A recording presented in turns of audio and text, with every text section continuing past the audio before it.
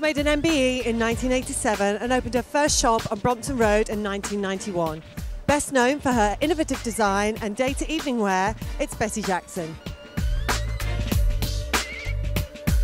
Can you just tell me a little bit of the influences that have given you the theme for today? Well, it's summer, so it's soft and sensuous, but there's still volume. Yeah. But the volume that we did last winter has sort of softened down because of the fabrics, of course. It's much, much softer. It's still sculptural, but it's all about folds and tucks and, you know, softness so that the volume opens when you move.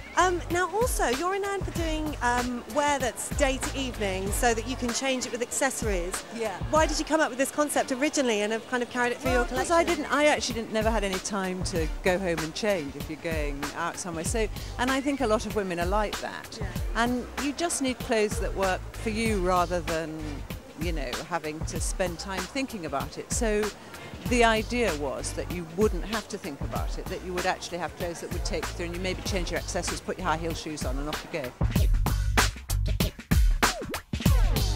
Now I did notice there was quite a blues-on kind of harem pant. Do you think that's something that will translate down to the high street or something that will be quite wearable for people to wear? I think it will appear on the high street but toned down. I think it will be high-waisted but slightly more tapered than it's shown on the catwalk.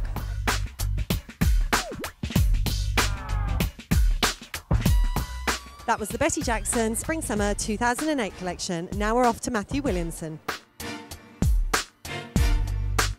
2007 marks the 10th anniversary of the Matthew Williamson mainline collection. We've got access all areas backstage at the show for a quick peek behind the scenes. This morning the look changed. Well, last night originally it was like a ponytail, but Matthew just felt that he wanted the girls to be a little bit more, I don't know, he felt that he loved the texture that we got, but he wanted to feel the hair more, you know, with the scarves, we've got scarves and, you know, a bit more sexy kind of thing. And yeah, basically very loosely tonguing the hair and then pinning it up very loosely, because we don't want it to look like they've had the hair done like very set. It's a lot more easier than that.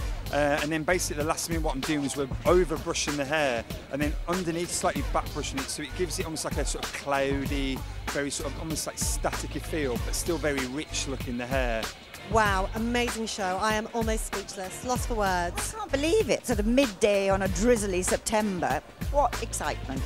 I loved, particularly the little dress at the end, the raspberry one with all the rose applique things. And I liked a lot of that, I think, slightly tie-dye batik-y stuff in black, pink and the stones. I just think it was great. The prints I loved. I couldn't actually draw fast enough, and it's quite difficult to draw prints, but I think it was a really great show and a great up feeling.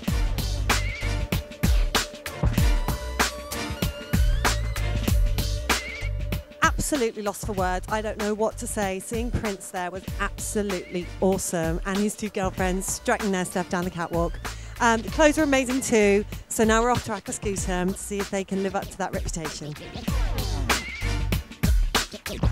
We're at the Science Museum to see the Aquascutum show. They first created the first waterproof cloth in 1853 and are best known for their trench coats. Let's go inside and watch the show.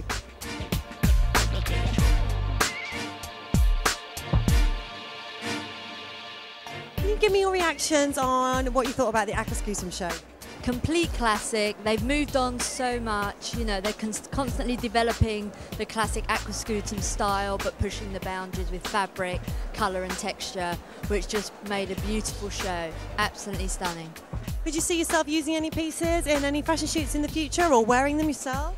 The dress that almost closed or closed the show, the big kind of full one with the white organza bow, was just beautiful. So that's probably the most of me in that collection, but there were some really amazing pieces. The show really was, we wanted to tell a story. We wanted to tell the story of Aquascutum as a brand. We wanted to tell the story of the Aquascutum woman, and we wanted to tell the story about what we've been doing or trying to do with the collection. So we began the show with what most people would recognise as a coat, and a fairly classic but a new coat, and ended the show with hopefully a metamorphosis of the coat in the most beautiful butterfly of a coat.